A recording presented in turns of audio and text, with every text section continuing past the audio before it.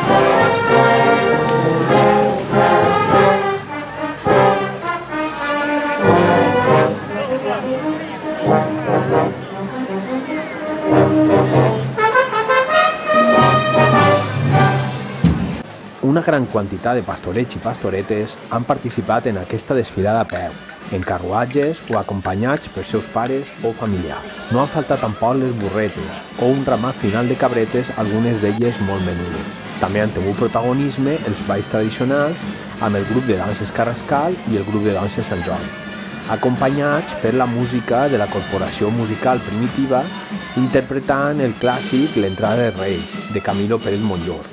O les dolçaines i estabals, abans de la desfilada, s'ha fet el tradicional esmorzar rostida de la bandeja. Aquest acte data de 1889, sols 4 anys després de l'inici de la cavalcada, i amb ell comença la trilogia central del Nadal al Collar, que seguirà amb el ball reial el 4 de gener i la cavalcada dels Reis Mags el dia 5, en la seva 134 edició.